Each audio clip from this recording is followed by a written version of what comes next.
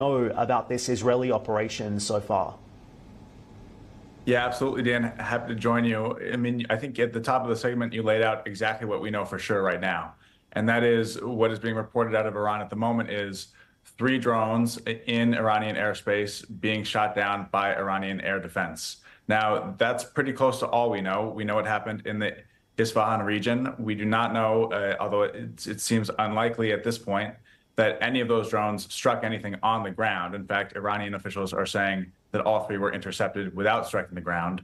But, for the time being, that's what we know. Obviously, information is coming out very quickly, and it's now sun up in Iran, so we should know more this morning. Exactly. And Rob, so what's your expectation from this point on? Will Iran respond to this apparent Israeli operation? And if so, what form could we expect that to take? Yeah, I think at this point, headlines suggest to us that this was an escalatory strike. However, if we're being honest, the menu of retaliatory strikes that Israel had at its disposal following the weekend's Iranian attack on Israeli soil, this is not the most escalatory path they could have taken. It's more escalatory than something like a cyber attack on critical infrastructure, given that it's very visible. It's a kinetic attack on Iranian soil. Obviously, we're talking about it here and now. But that being said, the information that we have now suggests there were no casualties, or at least there are no casualties to this point, and there was no significant damage to Iranian nuclear facilities. Now, there are nuclear facilities in Isfahan, so there was some thought sort of in the past few hours that there may be damage to those facilities. Now, at this point, there is no damage being reported. In fact, Iranian officials say that there is no damage at all.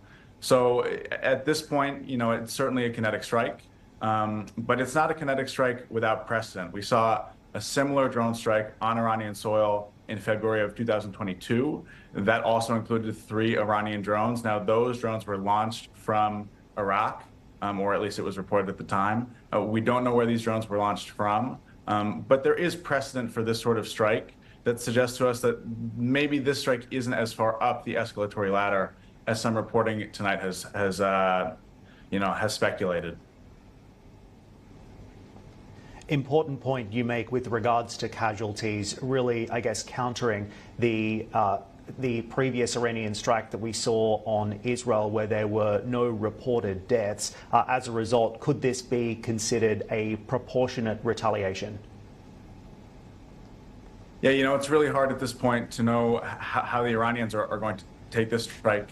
But I would say for the time being, it does seem relatively proportional, right? Israel told us that they were going to respond. They've been saying that they were going to respond for a number of days since the Iranian attack over the weekend. They have not demonstrated to the public, at least, what that response would look like, although, of course, they've had discussions with U.S. officials in the interim. And I would say that, from a first look, sort of before the dust settles, just as the sun is rising, it does seem as though the limited impact that Iran's strike had on Israel is relatively the same. That it seems as though there's a limited impact of Israel's strike on Iran. So for the time being, to call it exactly proportional is very difficult given the information that we have now. But it does not seem to be this, significantly escalatory strike that some have feared. Indeed, and that's probably why we have seen risk assets coming down, but flows into safe havens also pulling back. Oil prices, for example, off the highs of the day, as we understand more about the proportionality of this response and try and understand what is going to happen next. Rob, I just wanted to quickly point you to some commentary that we've had from Iran's foreign minister, who told the United Nations today that Iran will not hesitate a bit to assert its inherent right to give a decisive and proper response to any use of force against it. So that's the message that we are hearing from the Iranians. That appears to be the Iranian position. But from a broader point, Rob, taking a step back here, what impact do you expect this to have on the wider region, and how do you expect other regional actors to respond? What should we be looking out for next here? Yeah, I think that's the question that we all have to ask ourselves and hopefully have an answer to in the short term and not in the long term.